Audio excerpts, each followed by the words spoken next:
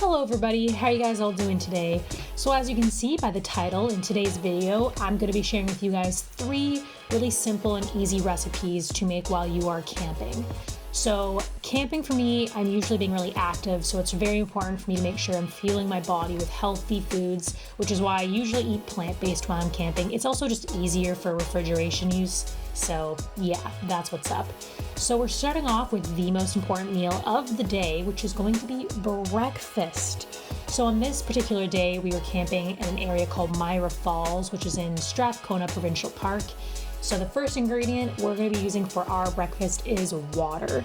Any type of clean water source is a good idea. I usually always boil my water first, or I use a water filtration set.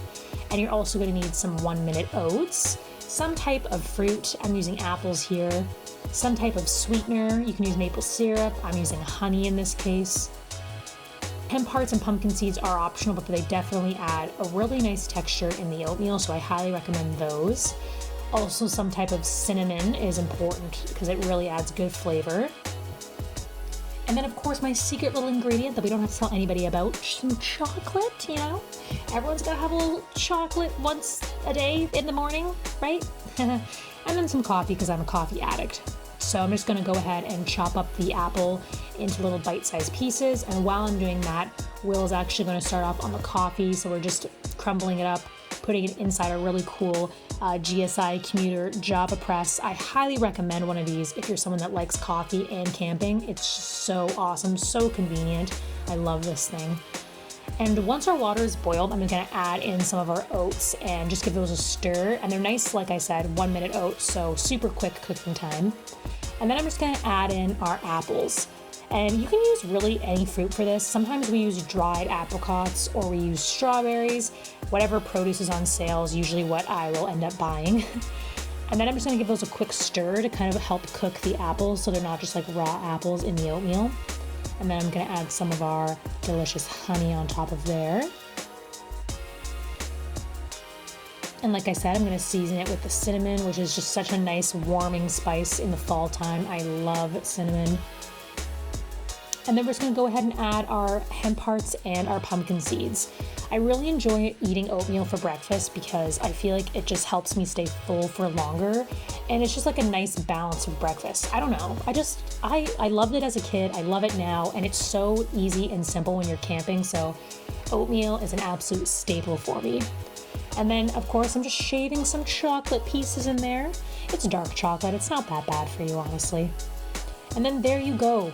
Bravo, you are completed your breakfast. Done diddy done done.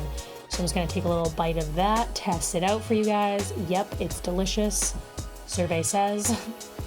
And then Will's gonna press our coffee.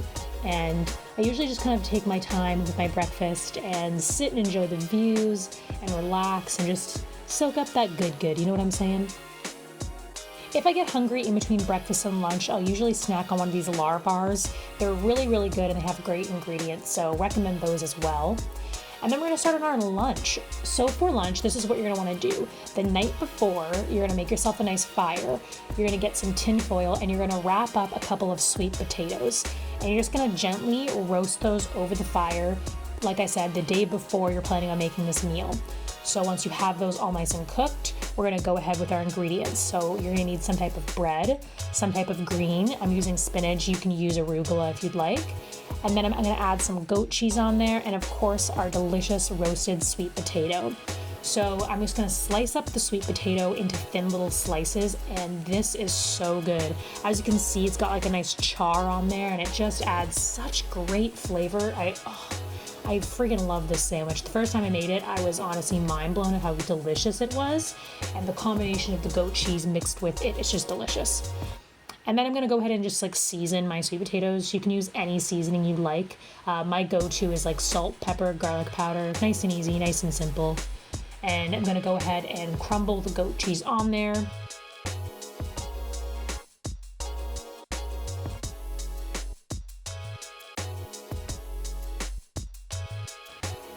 And then there you go. You are ready to eat your yummy sandwich. And just look how beautiful that looks. Oh, such a yummy meal. I love this sandwich. And if I get hungry in between like lunch and dinner, I'll usually snack on some of this trail mix. It's really, really tasty. It's from Costco and it's this Kilimanjaro stuff. I absolutely love it. And now the best meal of the day, dinner. Here I'm just setting up our MSR Dragonfly stove. This is a really awesome stove. It's great for extreme temperatures, and it also has this refillable canister for the fuel. So it's definitely more eco-friendly and doesn't require having to buy a new canister every couple of days. So really love that. So for this recipe, you're gonna need curry paste, you're gonna need some type of vegetable, you're gonna need rice, you could use quinoa if you prefer, coconut milk, chickpeas, and of course you're gonna need to get yourself some water. So the very first thing you're gonna wanna do is you're going to cook your rice according to the directions on the back of it. So we're just gonna go ahead and do that. And a little tip for you is I always save my little jar here, and I actually use it to measure the rice out, because if I don't do this, I end up making seriously like enough rice for the entire world. So a little tip for you there. So we're just gonna go ahead and cook that and rock and roll with that. And a little tip, save these little bread clips because they come in really big handy for resealing bags while you're camping. Just a little tip there for you. And then we're gonna start off with a diced onion. We're gonna dice up this red pepper, or that's not red, that's green, and this piece of broccoli. And like I said, you can use whatever you want for this. Any vegetable will really do, but this is just what I had on hand.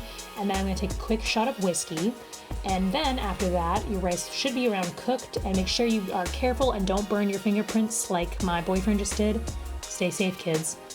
And now we're just switching to a frying pan, and we're gonna add some organic coconut oil on there, the holy grail, the one and only, the greatest thing on the planet. And we're gonna wait for that to melt. And then I'm just gonna add in our onions, and we're gonna gently cook and saute those. I'm probably using like a medium to high temperature, I would say. And once those are translucent and cooked, I'm gonna add in our vegetables. And I'm gonna take this little stick out that somehow found its way inside of our meal. Not really sure what happened there. And there we go, we're just gonna add that in.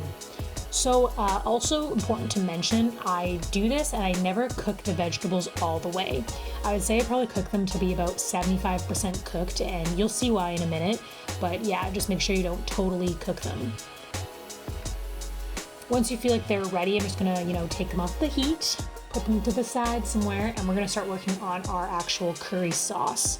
So the pot set that I'm using over here is the MSR Alpine pot set. You can purchase this at Mech. It's a really great pot set. I highly recommend it. And then I'm just using more coconut oil.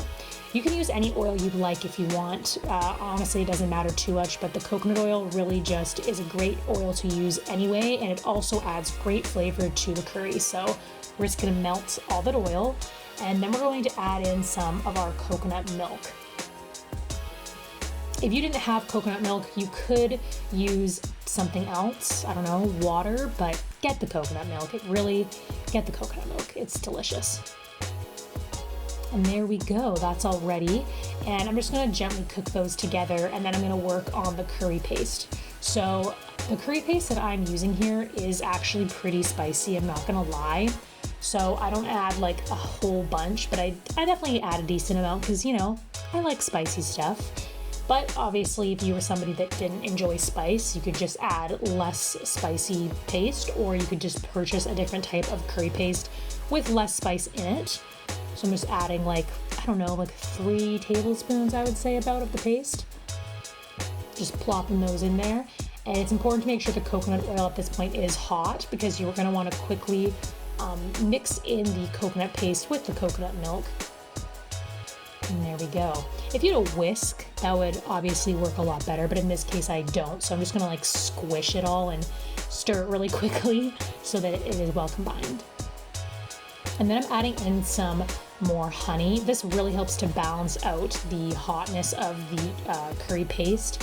You could also use sugar, maple syrup, any type of sweetener, but I definitely recommend this because it really does complement the spice in here really well.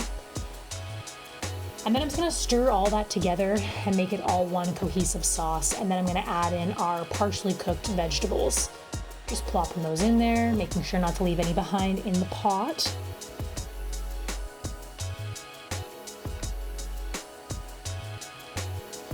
And then there you go. I'm just gonna give that a gentle stir. And the next thing I'm going to do is I'm going to add in a can of drained chickpeas. Now, if you want to, you could just stop here and not add the chickpeas, but I love chickpeas and they also make the dish have more fiber, more protein, and it just makes it a little bit bulkier. So that's just my personal opinion. You don't have to if you don't want to. And now we're going to work on our seasoning aspect. So again, I'm going to use the Holy Trinity salt, pepper, garlic powder. You could also use like smoked paprika in here. That would be really, really good. Or some turmeric would also be tasty in here, but that's just what I have on hand and what I usually keep with me while I'm camping. So just plopping those in there. And then the rice should be ready. So I'm just going to fluff the rice up. And I'm just using a type of rice here that's like a wild rice mixed with a basmati, I'm pretty sure. So that's why you can see the little brown bits in there. So I'm just gonna add that, and the curry, you guys, the curry's done. You are ready to feast. And this is such a quick, yummy camping meal. I absolutely love this. We probably eat this honestly like 3 nights a week, and it's full of good things. It's so filling, and I just absolutely love it. There you have it, your yummy curry. And this is a really nice meal also for people who kind of are like picky eaters, I would say, because the sauce is delicious. It's so tasty.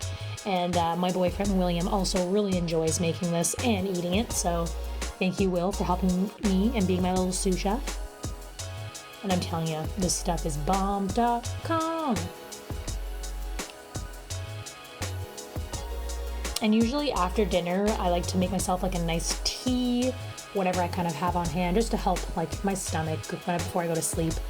And here I'm using this lemon ginger tea that's pretty tasty, but if I don't have like a little tea pack like this, I will usually do like a chaga tea, because I usually keep chaga chunks with me pretty well all the time. So yeah, sometimes I'll have that. And yeah, it's just a really nice way to end your day with a nice warm cup of something. So I hope you guys enjoyed this video, and stay tuned till my next one. Bye!